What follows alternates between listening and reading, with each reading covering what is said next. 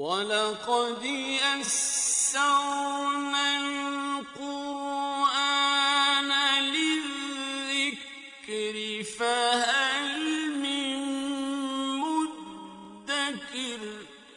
اور ہم نے قرآن کو سمجھنے کے لیے آسان کر دیا، تو کوئی ہے جو سوچے سمجھے۔ صوت القرآن، قرآن کی آواز۔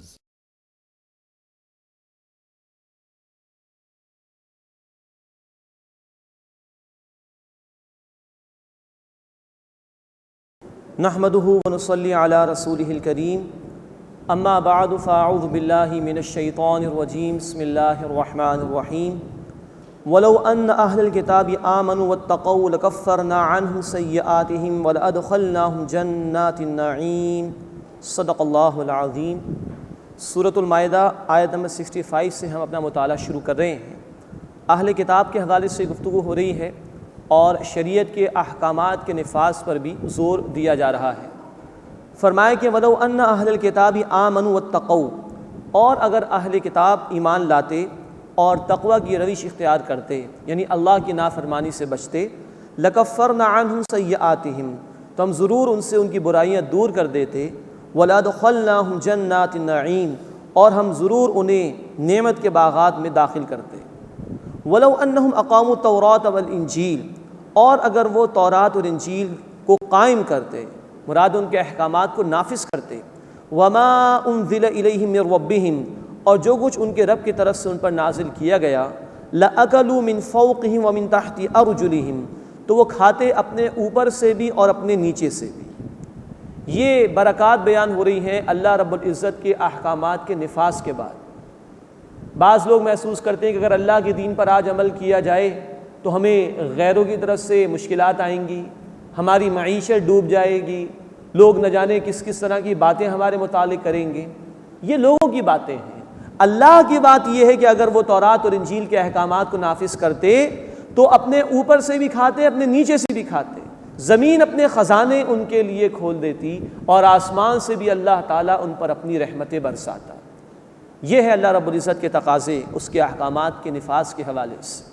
نوٹ فرمائیے، اللہ کے رسول صلی اللہ علیہ وسلم کی حدیث معجم طبرانی میں، جب اللہ کی حدود میں سے کسی ایک حد کا ایک مرتبہ نفاذ ہوتا ہے، چوری کی سزا، قتل کی سزا وغیرہ، تو ایک حد کا ایک مرتبہ جب نفاذ ہوتا ہے تو اس کے ذریعے 40 روز مسلسل برسنے والی بارش سے جو خوشحالی حاصل ہوتی ہے، اس سے کئی زیادہ خوشحالی اللہ ایک مرتبہ اگر حد اس کی کوئی نافذ کی جائے عطا فرماتا ہے۔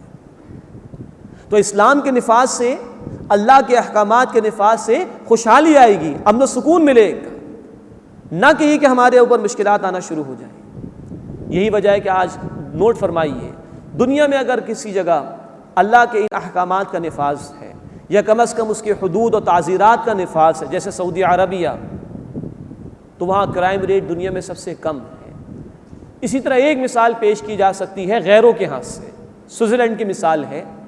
1935 سے لے کے 1985 تک 50 سال ان کے ہاں جو انٹرسٹ کا ریٹ تھا وہ دنیا میں سب سے کم تھا، 2.35%۔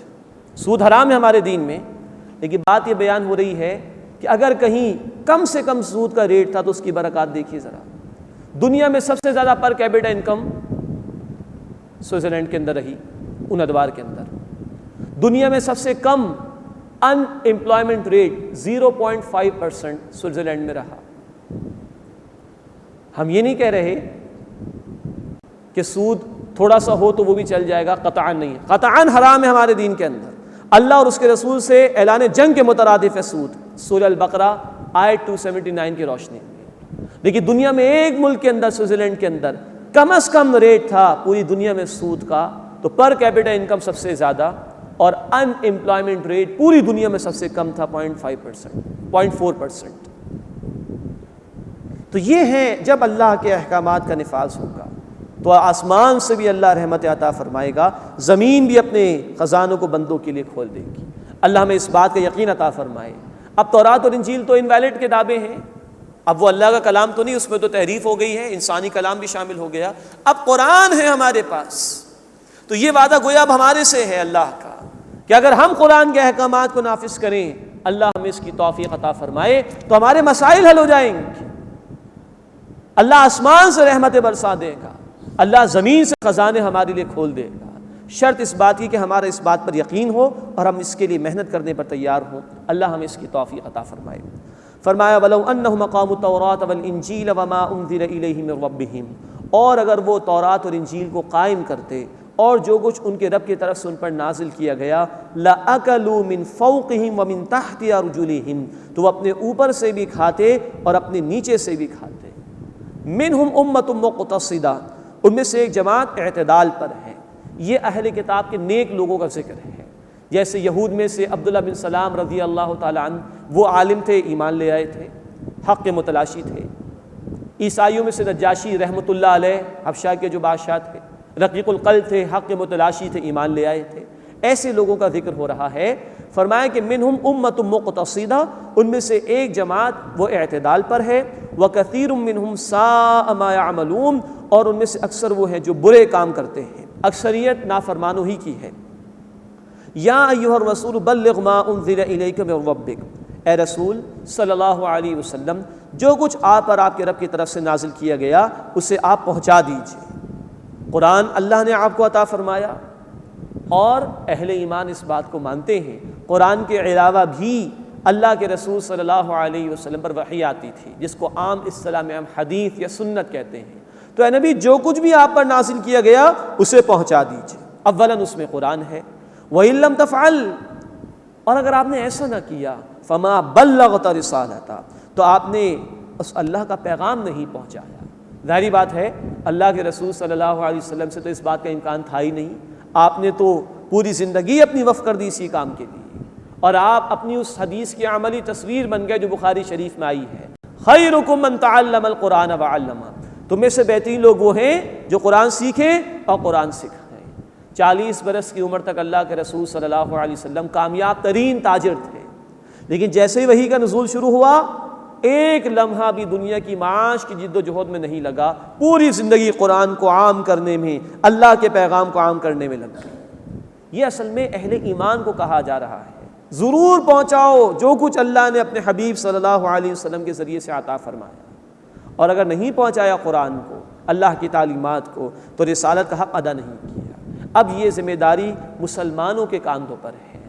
ہم ختم نبوت کو مانتے ہیں، اب کوئی رسول نہیں آئیں گے، کوئی کتاب نہیں آئے گی، اب محمد کریم صلی اللہ علیہ وسلم کے امتیوں کی ذمہ داری ہے کہ انسانیت تک اللہ کے پیغام کو پہنچائیں۔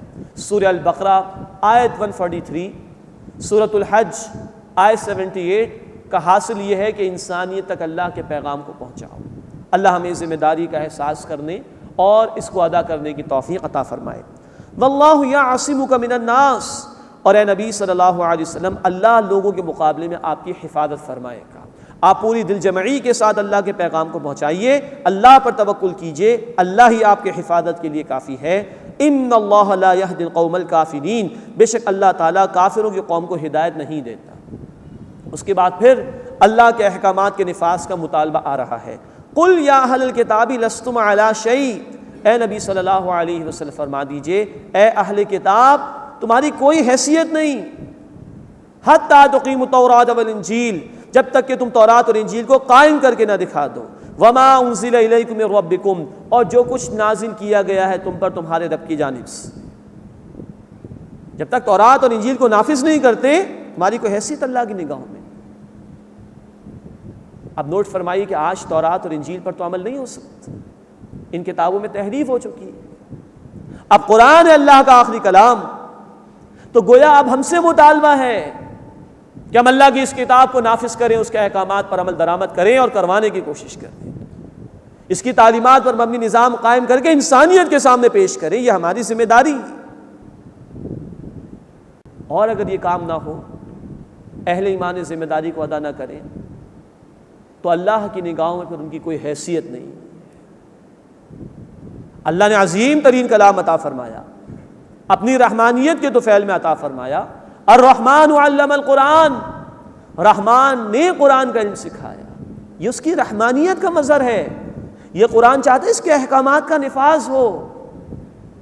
اور ہم پڑھ آئے ہیں اسی سورۃ المائدہ میں آیت نمبر 44، آیت نمبر 45، آیت نمبر 47، من لم يحكم بما انزل الله فاولئک هم الکافرون فاولئک هم الظالمون فاولئک هم الفاسقون، جو اللہ کے نازل کردہ کلام کے مطابق فیصلے نہیں کرتے وہی حقیقت اور عملی اعتبار سے کافر ہیں، ظالم یعنی مشرک، فاسق یعنی نافرمان۔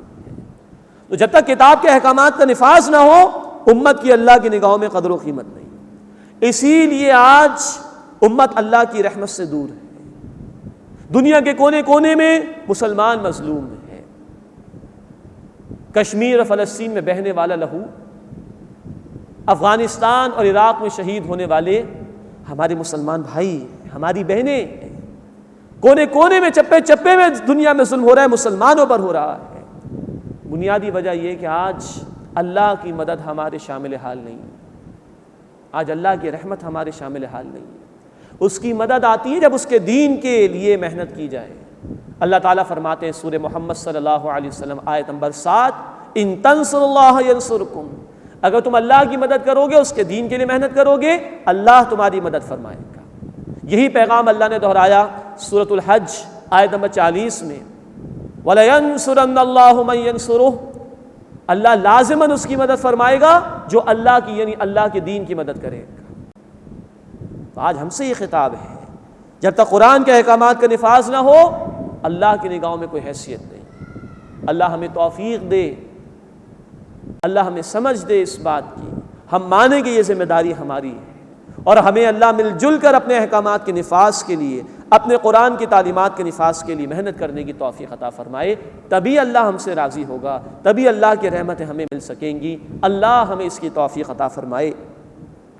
قل یا اہل الکتاب لستم علی شیء، اے نبی صلی اللہ علیہ وسلم فرما دیجئے، اے اہل کتاب تمہاری کوئی حیثیت نہیں، حتی تقیموا التوراۃ والانجیل، جب تک کہ تم تورات اور انجیل کو قائم نہ کر دو، وما انزل الیکم من ربکم، اور جو کچھ تمہارے رب کی جانب سے تم پر نازل کیا گیا ہے، وَلَيَزِيدَنَّ كَثِيرًا مِّنْهُمْ مَا أُنزِلَ إِلَيْكَ مِن رَّبِّكَ طُغْيَانًا وَكُفْرًا، اور اے نبی صلی اللہ علیہ وسلم ان میں سے اکثر کی سرکشی اور کفر میں اس کی وجہ سے جو آپ پر آپ کے رب کی طرف سے نازل کیا گیا ہے اضافہ ہی ہوتا رہے گا۔ فَلَا تَأْسَ عَلَى الْقَوْمِ الْكَافِرِينَ، تو آپ کفار کی قوم پر افسوس نہ کیجیے، کیونکہ ہدایت کی نیت اور طلب دل میں نہیں ہے، تو کتنا ہی حق نازل ہو جائے ان کی سرکشی اور کفر میں اضافہ ہی ہوتا رہے گا۔ دیکھیے انسان کا معدہ اگر درست ہو تو معمولی سی غذا بھی کافی رہے گی اور اس کی باڈی صحیح طرح فنکشن کرتی رہے گی، لیکن انسان کا اسٹمک ڈسٹرب ہو تو بہترین سے بہترین غذا اس کو دے دی جائے وہ اس کے لیے نقصان دہ ہوگی۔ اسی طرح کا معاملہ ہدایت کے اعتبار سے، دل میں سچی تڑپ اور لگن ہو تو چند آیات بھی ہدایت کے لیے کافی ہیں، لیکن دل میں ہدایت کی تڑپ اور لگن نہ ہو تو کتنا ہی قرآن نازل ہو جائے گا، ان کی سرکشی اور کفر میں اضافہ ہی ہوتا چلا جائے گا۔ اس کے بعد آیت نمبر 69 آ رہی ہے، اس میں یہ ذکر کیا جا رہا ہے کہ ہر دور میں جن لوگوں نے بھی اپنے وقت کے رسول کی پکار پر لبیک کہا، ایمان کے تقاضوں پر عمل کیا، ان کے لیے نجات ہے۔ فرمایا کہ ان الذین آمنوا، بے شک وہ لوگ جو ایمان لائے، والذین ہادوا، اور جو یہودی ہوئے، والصابئون، اور جو صابی ہوئے، والنصارى، اور نصارہ، من آمن باللہ والیوم الآخر وعمل صالحا، جو بھی ایمان لایا اللہ پر اور آخرت کے دن پر اور اس نے عمل کیا نیک، فلا خوف علیہم ولا هم يحزنون، تو ایسے لوگوں پر نہ کوئی خوف ہوگا اور نہ وہ غمگین ہوں گے۔ اسی طرح کی ایک آیت ہم نے پڑھی تھی سورۃ البقرہ آیت نمبر 62 میں بھی۔ اس آیت اور اس آیت کی روشنی میں بعض لوگ یہ فتنہ پیش کرنے کی کوشش کرتے ہیں کہ رسالت کی ضرورت نہیں ہے۔ دیکھیے اللہ تعالیٰ فرما رہے جو اللہ پر ایمان لایا، آخرت پر ایمان لایا، اور جس نے عمل نہیں کیا اس پر نہ کوئی خوف ہوگا نہ وہ غمگین ہوگا۔ یہ انتہائی غلط تعبیر ہے قرآن حکیم کی۔ قرآن کی کسی ایک آیت کو لے کر کفر کا اور نجات کا فیصلہ نہیں کیا جا سکتا، متعلقہ تمام آیات کو سامنے رکھنا چاہیے۔ چنانچہ نوٹ فرمائیے سورۃ البقرہ آیت نمبر 8 میں کچھ منافقین کا ذکر ہے جو اللہ اور آخرت پر ایمان رکھنے کا دعویٰ کرتے تھے۔ اللہ نے فرمایا وما ہم بمؤمنین، وہ ایمان والے نہیں ہیں، اس لیے کہ وہ رسالت کا اقرار ہی نہیں کرتے۔ پھر سورہ النساء آیت نمبر 150 اور 151 میں اللہ نے فرمایا جو رسولوں میں سے کسی کو مانے کسی کو نہ مانے وہ پکے کافر ہیں۔ رسالت کی اہمیت وہاں واضح کی گئی۔ پھر سورۃ الحدید آیت نمبر 28 میں کہا گیا کہ اللہ کا تقوی اختیار کرو اور رسول پر ایمان لاؤ، اللہ دوہرا اجر عطا فرمائے گا۔ وہاں آخرت پر ایمان کا ذکر نہیں۔ تو قرآن کی کسی ایک آیت سے فیصلہ نہیں کیا جا سکتا۔ دوسری بات یہ کہ ہر دور کے اہل ایمان کا ذکر کیا جا رہا ہے اصل میں، اور یہ بتایا جا رہا ہے کہ نجات، کامیابی کسی گروہ سے منسلک ہو جانے میں نہیں، بلکہ اس بات میں ہے کہ کون ایمان لاتا ہے اور اس کے تقاضوں پر عمل کرتا ہے۔ تو اپنے اپنے دور میں جو لوگ بھی اپنے وقت کے رسول پر ایمان لائے اور ان کی تعلیمات پر عمل کیا، اللہ تعالیٰ کے ہاں ان کے لیے کامیابی ہوگی۔ اس کے بعد یہود کا ذکر ہو رہا ہے۔ لقد اخذنا میثاق بنی اسرائیل، یقیناً ہم نے بنی اسرائیل سے عہد لیا، وارسلنا الیہم رسلا، اور ہم نے ان کی طرف رسولوں کو بھیجا، کلما جاءہم رسول بما لا تہوی انفسہم، جب بھی ان کے پاس کوئی رسول آئے اس حکم کے ساتھ کہ جو ان کے دل نہیں چاہتے تھے، فریقاً کذبوا، تو ایک فریق کو ان لوگوں نے جھٹلایا، وفریقاً یقتلون، اور ایک گروہ کو انہوں نے قتل کیا۔ یہ اشارہ ہے یہود کی طرف کہ جنہوں نے اپنے انبیاء علیہم السلام کو بھی شہید کیا تھا۔ نوٹ فرمائیے یہاں پہ لفظ رسول آیا ہے۔ قرآن حکیم میں کچھ الفاظ ہیں جو ایک دوسرے کے سینونیمز کے طور پر، مترادف کے طور پر استعمال ہوتے ہیں۔ رسول اور نبی یہ ایک دوسرے کے مترادف کے طور پر استعمال ہوتے ہیں، لیکن نوٹ فرمائیے کہ رسولوں کا معاملہ یہ ہے کہ وہ کبھی بھی قتل نہیں ہوئے۔ اللہ کا وعدہ ہے رسولوں کے حوالے سے، سورۃ المجادلہ آیت نمبر 21 میں، کتب اللہ لاغلبن انا ورسولی، اللہ نے فیصلہ فرما دیا کہ میں اور میرے رسول غالب رہیں۔ تو انبیاء شہید ہوئے ہیں، زکریہ علیہ السلام کو شہید کیا گیا، یحییٰ علیہ السلام کو شہید کیا گیا، رسول کبھی شہید نہیں ہوئے۔ عیسیٰ علیہ السلام رسول تھے اللہ کے، ان کو شہید کرنے کی کوشش کی گئی، اللہ نے ان کو بلند فرما لیا۔ قوموں کی قومیں مٹا دی گئیں، نوح علیہ السلام، ہود علیہ السلام، صالح علیہ السلام، لوط علیہ السلام، شعیب علیہ السلام، ان کی قومیں مٹا دی گئیں، رسولوں کو بچا لیا گیا۔ ان قوموں کے حالات انشاءاللہ ہم سورۃ الاعراف میں تفصیل سے پڑھیں گے۔ تو انبیاء شہید ہوئے، رسول کبھی بھی شہید نہیں ہوئے۔ فرق یہ ہے کہ نبی کا لفظ عام ہے، ہر وہ شخص جسے اللہ اپنی وحی کے لیے منتخب فرما لے۔ رسول کا لفظ خاص ہے، وہ نبی جن کو کتاب دے دی جائے، نئی شریعت دے دی جائے، یا ان کو مخصوص طور پر کسی خاص قوم کی طرف بھیج دیا جائے، وہ رسول قرار پاتے ہیں۔ تو انبیاء شہید ہوئے ہیں، رسول کبھی بھی شہید نہیں ہوئے۔ فریقاً کذبوا وفریقاً یقتلون، تو ایک فریق کو، ایک گروہ کو ان لوگوں نے جھٹلایا اور ایک گروہ کو انہوں نے قتل کیا۔ وَحَسِبُوا أَلَّا تَكُونَ فِتْنَةٌ، اور انہوں نے گمان کیا کہ کوئی عذاب نہیں آئے گا ان پر۔ فَعَمُوا وَصَمُّوا، پھر وہ اندھے ہو گئے اور بہرے ہو گئے، اور پھر نافرمانی خوب انہوں نے کی۔ ثُمَّ تَابَ اللَّهُ عَلَيْهِمْ، پھر اللہ نے ان پر نظر کرم فرمائی۔ ثُمَّ عَمُوا وَصَمُّوا كَثِيرٌ مِّنْهُمْ، پھر ان میں سے اکثر اندھے اور بہرے ہو گئے۔ وَاللَّهُ بَصِيرٌ بِمَا يَعْمَلُونَ، اور اللہ خوب دیکھتا ہے جو کچھ کہ وہ کرتے ہیں۔ یہ اشارہ اس بات کی طرف ہے کہ اللہ نے بنی اسرائیل کو کئی مرتبہ موقع دیا۔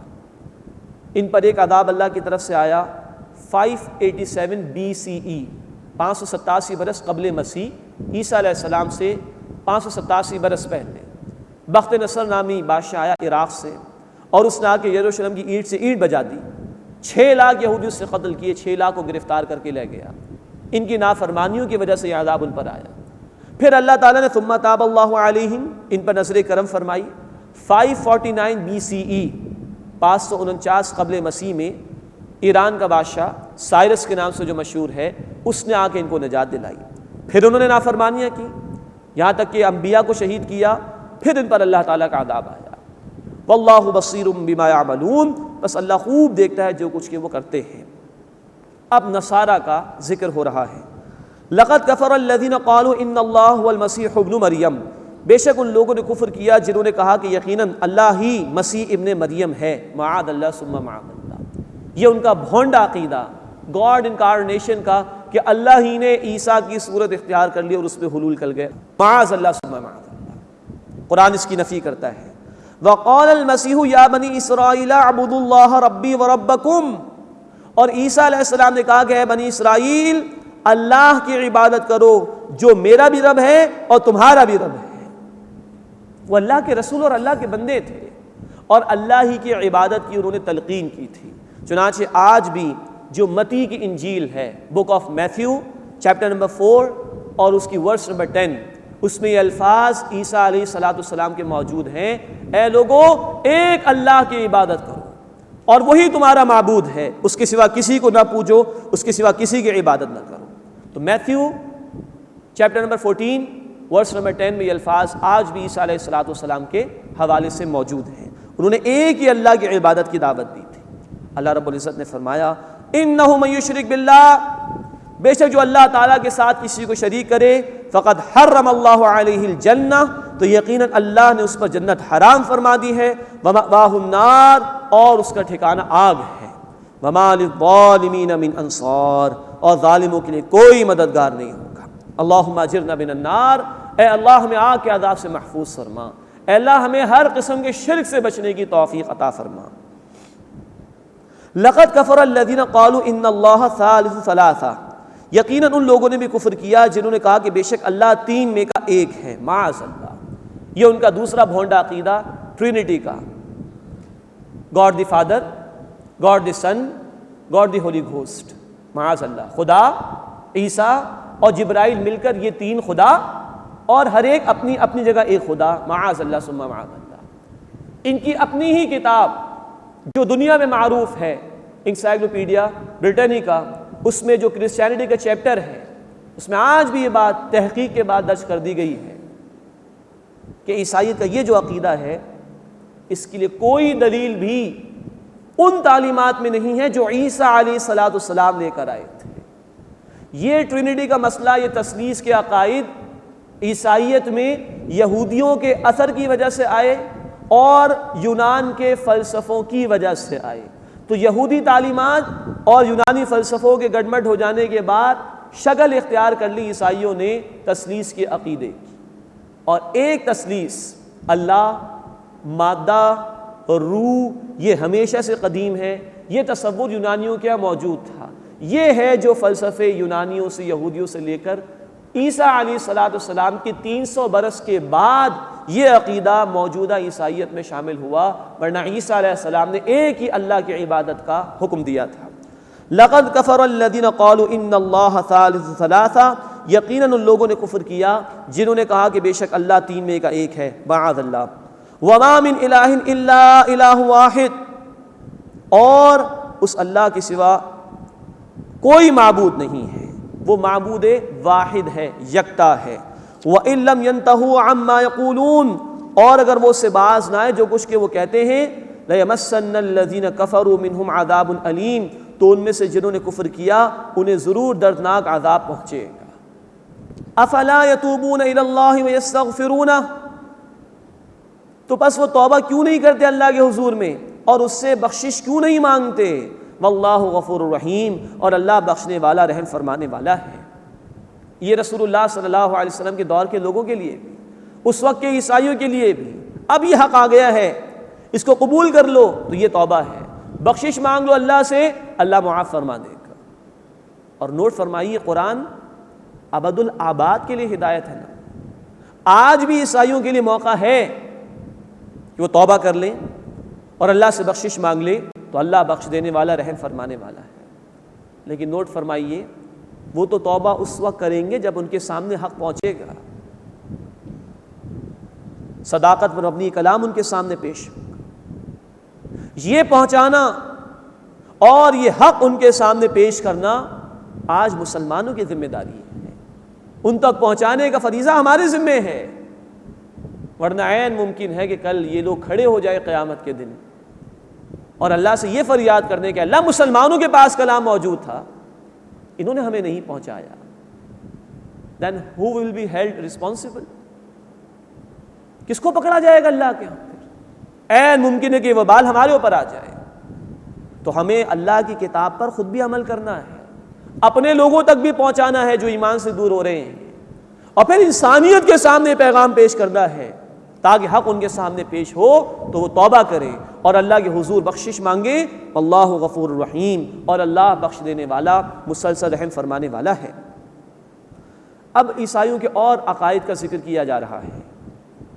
گاڈ انکارنیشن کی بات آ گئی، تثلیث کا ذکر آ گیا۔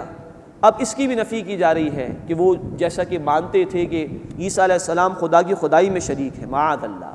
فرمایا مل مسیح ابن مریم الا رسول، عیسیٰ ابن مریم تو رسول ہیں صلی اللہ علیہ وسلم، قد خلت من قبلہ الرسل، ان سے پہلے بھی رسول گزر چکے ہیں۔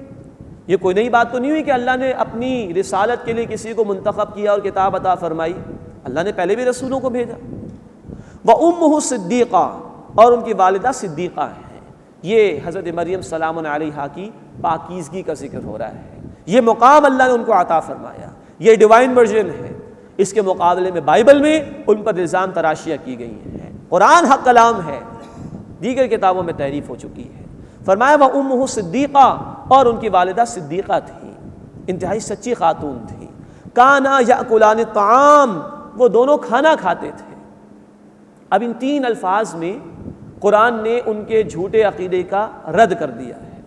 وہ کہتے تھے عیسیٰ علیہ السلام ہی خدا ہیں، معاذ اللہ، اللہ نے عیسیٰ کی صورت اختیار کر لی، معاذ اللہ، عیسیٰ تین میں سے ایک ہے، معاذ اللہ۔ قرآن نے کہا کانا یأکلان الطعام، وہ دونوں کھانا کھاتے تھے، عیسیٰ علیہ السلام بھی کھانا کھاتے تھے اور ان کی والدہ بھی کھانا کھاتی تھی۔ جو کھانا کھاتا ہو وہ کتنا محتاج ہے؟ ایک لقمہ جو انسان اپنے منہ میں روٹی کا یا چاول کا لیتا ہے، اس کے پیچھے اللہ کی کتنی قدرتیں لگی ہوتی ہیں، کتنا محتاج ہے انسان۔ ایک دانے کے زمین میں جانے سے لے کر ایک لقمے کے منہ میں جانے تک کتنا محتاج ہے انسان۔ جو اتنا محتاج ہو، کیا وہ خدا ہو سکتا ہے؟ جسے بھوک لگتی ہو، کیا وہ خدا ہو سکتا ہے؟ جس کو نظام ہاضمہ، ڈائجسٹو سسٹم کی ضرورت ہو، کیا وہ خدا ہو سکتا ہے؟ جسے چبانے کے لیے دانتوں کی ضرورت ہو، کیا وہ خدا ہو سکتا ہے؟ جس کو لقمہ لینے کے لیے ہاتھ کی ضرورت ہو، کیا وہ خدا ہو سکتا ہے؟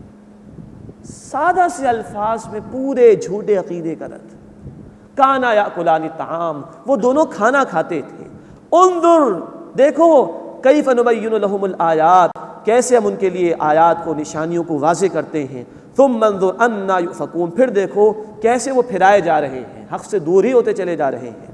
قل اتعبدون من دون اللہ ما لا یملک لکم ضرا ولا نفعا، اے نبی صلی اللہ علیہ وسلم ان سے پوچھئے کیا تم اللہ کے سوا عبادت کرتے ہو ان کی جو نہ تمہارے لیے کسی نقصان کے مالک ہے نہ کسی نفع کے؟ اللہ هو السمیع العلیم، اور اللہ ہی خوب سننے والا، علم رکھنے والا ہے۔ عیسیٰ کو پکار رہے ہو علیہ الصلوۃ والسلام، یا کسی اور کو پکارتے ہو اللہ کے سوا، تو نفع نقصان کا کوئی اختیار تو اللہ کا ہے۔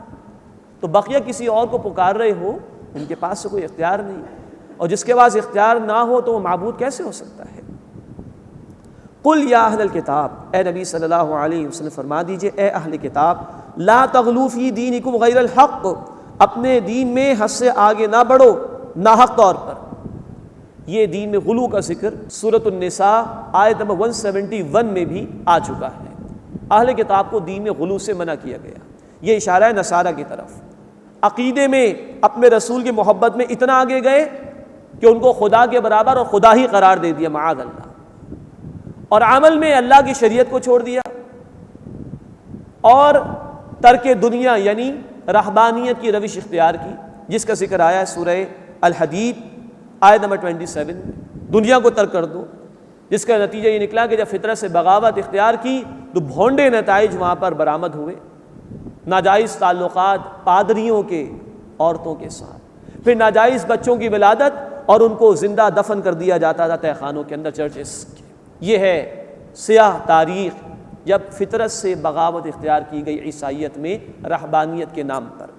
فرمایا کہ قل یا اہل الکتاب، اے اہل کتاب، لا تغلوا فی دینکم غیر الحق، اپنے دین میں ناحق حد سے آگے نہ بڑھو، غلو نہ کرو، زیادتی نہ کرو۔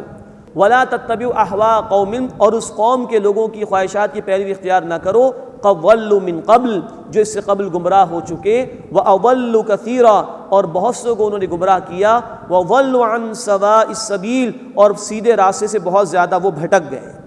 یہ اشارہ ہے کہ جو انہوں نے یونانی فلسفوں کو اختیار کیا تھا، جس کا ذکر انسائکلوپیڈیا بریٹانیکا میں کرسچینٹی کے چیپٹر میں بیان کیا گیا ہے کہ عیسائیت میں یہ تثلیث کے عقیدے اور دیگر خرافات یہ یونانی فلسفوں کے اثر کی وجہ سے اور کچھ یہودیوں کی تعلیمات کی وجہ سے آئے۔ تو کہا جا رہا ہے کہ ان لوگوں کی خواہشات کی پیروی نہ کرو جو تم سے پہلے ہو گزرے ہیں، جو خود بھی گمراہ ہوئے اور بہت سے لوگوں کو انہوں نے گمراہ کیا اور خود بھی سیدھے راستے سے بھٹک گئے۔ لعن الذین کفروا من بنی اسرائیل علی لسان داؤد وعیسی ابن مریم، بنی اسرائیل میں سے جن لوگوں نے کفر کیا ان پر داؤد علیہ السلام اور عیسیٰ علیہ السلام کی زبان سے لعنت کی گئی۔ ذالک بما عصوا، یہ اس لیے کہ انہوں نے نافرمانی کی، وَكَانُوا يَعْتَدُونَ، اور وہ حد سے بڑھ جاتے تھے، كَانُوا لَا يَتَنَاهَوْنَ عَن مُنْكَرٍ فَعَلُوهُ، وہ ایک دوسرے کو برے کام سے جو کچھ وہ کرتے تھے روکتے نہیں تھے، لَبِئْسَ مَا كَانُوا يَفْعَلُونَ، بہت برا ہے جو کچھ وہ کرتے تھے۔ یہاں اللہ نے اپنی سزا کا ذکر کیا ہے، بنی اسرائیل کے لوگوں پر اللہ کے رسولوں داؤد علیہ السلام اور عیسیٰ علیہ السلام کے ذریعے سے لعنت کرائی گئی۔ اندازہ کیجیے اس کا، اور اس لعنت کے الفاظ آج بھی بائبل میں موجود ہیں۔ میتھیو یعنی متی کی انجیل چیپٹر نمبر 23 اس کی آیت نمبر 31 اور 32 میں عیسیٰ علیہ السلام کے یہ الفاظ موجود ہیں کہ تم جہنم سے بچ نہیں سکو گے، یہ الفاظ آج بھی موجود ہیں۔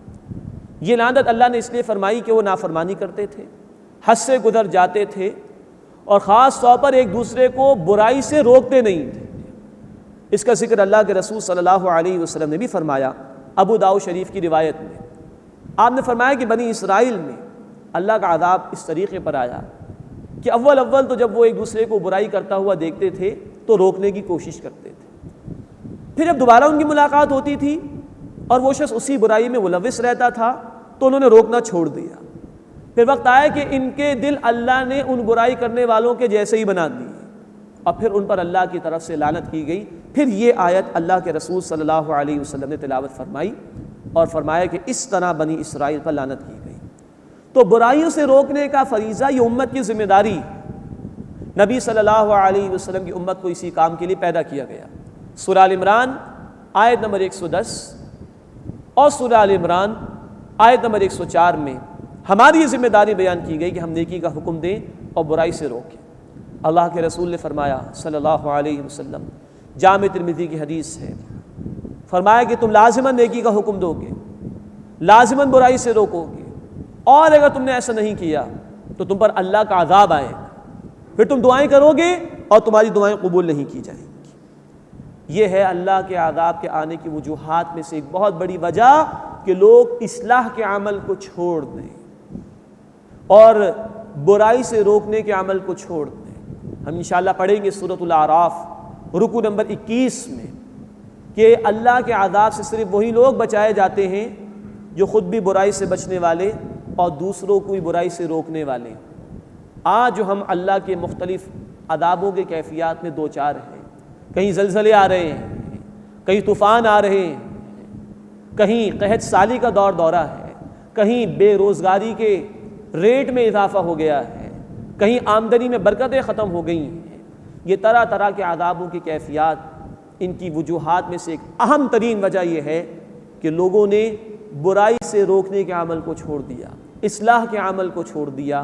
اسی وجہ سے بنی اسرائیل پر لعنت کی گئی تھی۔ اللہ ہمیں اس لعنت سے محفوظ فرمائے، ہمیں خود نیک بننے اور نیکی کو عام کرنے کی توفیق عطا فرمائے، ہمیں خود بدی سے بچنے اور دوسروں کو بھی روکنے کی توفیق عطا فرمائے۔ فرمایا کانوا لا یتناہون عن منکر فعلوہ، وہ ایک دوسرے کو برے کام سے جو وہ کرتے تھے روکتے نہیں تھے، لبئس ما کانوا یفعلون، بہت برا ہے جو وہ کرتے تھے۔ ترى كثيرا منهم يتولون الذين كفروا، اے نبی صلی اللہ علیہ وسلم آپ ان میں سے اکثر کو دیکھیں گے وہ کافروں سے دوستی اختیار کرتے ہیں۔ یہ منافقین کا بیان ہو رہا ہے۔ لبئس ما قدمت لهم انفسهم ان سخط اللہ علیہم، برا ہے جو آگے بھیجا خود انہوں نے اپنے لیے کہ ان پر اللہ غضبناک ہوا۔ وفی العذاب هم خالدون، اور وہ ہمیشہ عذاب میں رہنے والے ہیں۔ ولو كانوا يؤمنون باللہ، اور اگر وہ اللہ پر ایمان رکھتے، والنبی، اور نبی صلی اللہ علیہ وسلم پر ایمان رکھتے، وما انزل الیہ، اور جو ان صلی اللہ علیہ وسلم پر نازل کیا اس پر ایمان رکھتے، متخذوہم اولیاء، تو انہیں دوست نہ بناتے۔ یہ اشارہ اس بات کی طرف کہ اگر اللہ پر ایمان ہو، اللہ کے نبی علیہ الصلوۃ والسلام پر ایمان ہو، اور جو کچھ اللہ نے اپنے حبیب صلی اللہ علیہ وسلم پر نازل فرمایا اس پر ایمان ہو، تو پھر دوستیاں کفار کے ساتھ نہیں ہوں گی، پھر ہمدردیاں یہود و نصارہ کے ساتھ نہیں ہوں گی۔ معلوم ہوا کہ اہل ایمان کو چھوڑ کر کفار سے دوستیاں کرنا یہ ایمان کے خلاف ہے۔ وَلَٰكِنَّ كَثِيرًا مِّنْهُمْ فَاسِقُونَ، لیکن ان میں سے اکثر نافرمان ہیں۔ اس کے بعد بتایا جا رہا ہے کہ اہل ایمان کی دشمنی میں سب سے زیادہ پیش کون ہے؟ فرمایا لَتَجِدَنَّ أَشَدَّ النَّاسِ عَدَاوَةً لِلَّذِينَ آمَنُوا الْيَهُودَ وَالَّذِينَ أَشْرَكُوا، تم لوگوں میں سے اہل ایمان کی دشمنی میں سب سے زیادہ پاؤ گے ان کو جو یہودی ہیں اور جنہوں نے شرک کیا۔ سب سے بڑے دشمن اہل ایمان کی یہود اور پھر مشرکین۔ دور نبوی صلی اللہ علیہ وسلم میں بھی سب سے زیادہ سازشیں کرنے والے یہود تھے۔ انہوں نے ہی نبی صلی اللہ علیہ وسلم کو زہر دینے کی بھی کوشش کی۔ ایک مرتبہ آپ صلی اللہ علیہ وسلم کے اوپر پتھر گرا کر آپ کو شہید کرنے کی ناکام کوشش کی۔ جادو کے ذریعے سے آپ کو نقصان پہنچانے کی کوشش کی۔ مشرکین کو ورغلا کر مسلمانوں کے خلاف اقدامات پر آمادہ کیا۔ یہ دور نبوی میں بھی مسلمانوں کے سب سے بڑے دشمن تھے، اور آج بھی بلا شبہ مسلمانوں کے خلاف عیسائی دنیا کو اکسانے والے سب سے زیادہ یہود ہیں۔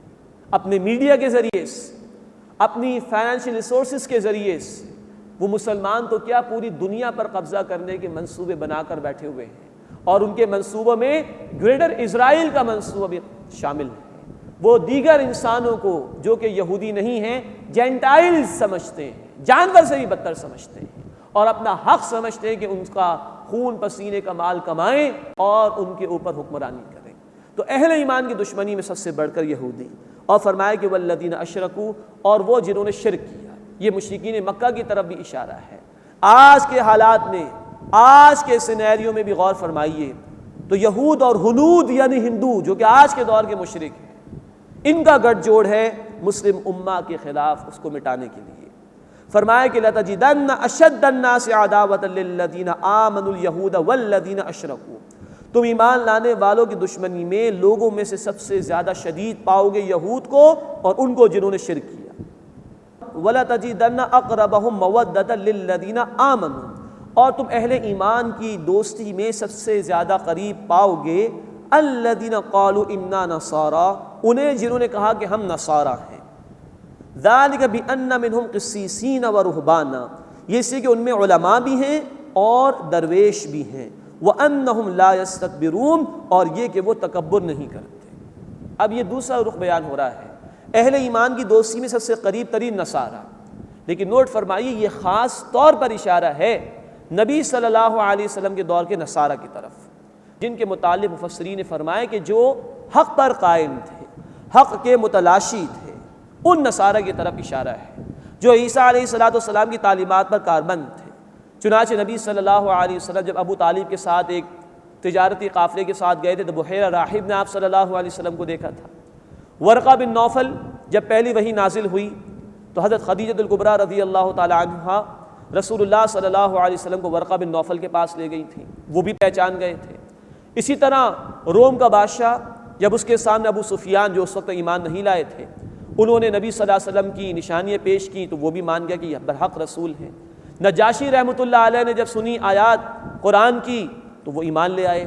عبداللہ بن سلام رضی اللہ تعالی عنہ وہ بہرحال یہود میں سے تھے لیکن وہ بھی ایمان لے آئے تھے۔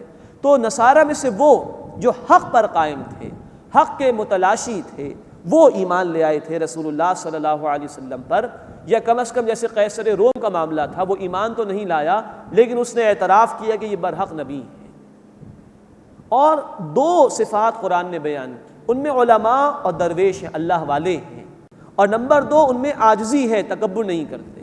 تو جو ان میں سے عبادت گزار تھے اور عاجزی کرنے والے تھے، ان کے دل میں حق کے لیے تڑپ تھی تو انہوں نے رسول اللہ صلی اللہ علیہ وسلم کی رسالت کو قبول کر لیا۔ تو خاص طور پر تو یہ معاملہ نبی صلی اللہ علیہ وسلم کے دور کے نصارہ کے حوالے سے ہے۔ ہاں علماء نے یہ بات بھی بیان کی ہے کہ اب بھی اگر کہیں یہ صفات موجود ہو، لوگوں کے دل میں اللہ کا خوف ہو اور حق کی تلاش ہو اور تکبر اور تعصب کے بجائے عاجزی ہو، تو یہ لوگ زیادہ قریب ہوں گے اہل ایمان کے اور زیادہ قریب ہوں گے اس بات کے کہ حق ان کے سامنے پیش ہوگا تو یہ قبول کر لیں گے۔ تو ان صفات کے حامل لوگوں سے توقع ہے کہ جو عبادت گزار ہوں اور عاجزی اختیار کرنے والے ہوں کہ وہ حق کو آگے بڑھ کر قبول کریں گے۔ ایسے ہی کچھ لوگوں کا ذکر اگلی آیت میں آ رہا ہے۔ حبشہ جہاں نجاشی رحمۃ اللہ علیہ تھے جو ایمان لے آئے تھے، اور ان کے ہاں بھی کچھ لوگوں نے ایمان قبول کر لیا تھا، کچھ 70 افراد کا ایک وفد تھا جو نئے نئے مسلمان ہوئے تھے، وہ حبشہ سے رسول اللہ صلی اللہ علیہ وسلم کی خدمت میں آئے، اور اللہ کے رسول صلی اللہ علیہ وسلم نے قرآن میں سے ان کو سورہ یاسین بھی سنائی تھی، تو ان کی آنکھوں سے آنسو جاری ہو گئے تھے۔ یہ اہل حق تھے، ان کا ذکر قرآن کر رہا ہے۔ وَإِذَا سَمِعُوا مَا أُنزِلَ إِلَى الرَّسُولِ، اور جب وہ سنتے اس میں سے جو رسول صلی اللہ علیہ وسلم کی طرف نازل کیا گیا، تَرَىٰ أَعْيُنَهُمْ تَفِيضُ مِنَ الدَّمْعِ، تو اے نبی صلی اللہ علیہ وسلم آپ دیکھیں گے کہ ان کی آنکھیں آنسوؤں سے بہہ پڑتی ہیں، مِمَّا عَرَفُوا مِنَ الْحَقِّ، اس معرفت کی وجہ سے جو انہیں حق میں سے حاصل ہوئی۔ یقولون، وہ یہ کہتے ہیں، ربنا آمنا، اے ہمارے رب ہم ایمان لائے، فاکتبنا مع الشاہدین، بس ہمیں گواہی دینے والوں کے ساتھ لکھ دے۔ وما لنا لا نؤمن باللہ، اور ہمیں کیا ہوا کہ ہم ایمان نہ لائیں اللہ پر، وما جاءنا من الحق، اور اس پر کہ جو ہمارے پاس حق میں سے آ چکا، ونطمع ان يدخلنا ربنا مع القوم الصالحین، اور ہم توقع رکھتے ہیں کہ ہمیں داخل فرمائے گا ہمارا رب نیک لوگوں کے ساتھ۔ ایک طرف یہود کا ذکر تھا، اہل کتاب کے نافرمان لوگوں کا ذکر تھا، ایک طرف ان اہل حق کا بیان ہے کہ حق سامنے آیا تو آگے بڑھ کر انہوں نے قبول کیا۔ یہ ہے قرآن کا توازن کہ اہل کتاب کے نافرمان لوگوں کا ذکر بھی کرتا ہے اور اہل کتاب میں سے جو حق پر ہیں ان کا ذکر بھی قرآن کرتا ہے۔ یہ توازن اللہ کے کلام میں ہی ہو سکتا ہے۔ فَأَثَابَهُمُ اللَّهُ بِمَا قَالُوا، تو اللہ نے ان کو ان کے اس کہنے کی وجہ سے جنات، باغات عطا فرمائے، تجری من تحتی الانہار، جن کے نیچے نہریں جاری ہیں، خالدین فیہا، وہ ان میں ہمیشہ ہمیشہ رہیں گے، وذالک جزاء المحسنین، اور یہی بدلہ ہے عمدگی کے ساتھ عمل کرنے والوں کا۔ اللہ ہمیں ایسے لوگوں میں شامل فرمائے جو حق کے طالب ہیں، حق کو قبول کرنے والے اور اس کے تقاضوں پر عمل کرنے والے ہیں۔ اس کے برعکس والذین کفروا، اور جن لوگوں نے کفر کیا، وَكَذَّبُوا بِآيَاتِنَا، اور ہماری آیات کو جھٹلایا، اولئک اصحاب الجحیم، یہی لوگ آگ والے ہیں۔ اللہم اجرنا من النار، اللہم اجرنا من النار، اے اللہ ہمیں آگ کے عذاب سے محفوظ فرما۔ یہاں آ کر 11 رکوع سورۃ المائدہ کے مکمل ہوئے۔ پہلے 2 رکوع اس میں شریعت کے احکامات کا ذکر تھا، پھر رکوع نمبر 3 سے لے کے رکوع نمبر 11 تک یہ 9 رکوع ہوئے جس میں شریعت کے احکامات کے نفاذ کے حوالے سے ذکر آیا۔ اہل کتاب نے فراموش کر دیا اللہ کے احکامات کو، اس کا ذکر بھی آیا، اور ہم سے مطالبہ ہوا کہ اللہ کے ان احکامات کو نافذ کرو۔ اللہ کی کتاب چاہتی ہے کہ اس کے احکامات پر عمل کیا جائے اور اس کو نافذ کیا جائے۔ اللہ ہمیں اپنے دین کے تقاضوں پر عمل کرنے اور اپنے دین کے احکامات کو نافذ کرنے کی توفیق عطا فرمائے۔ آمین یا رب العالمین۔ وآخر دعوانا ان الحمد للہ رب العالمین۔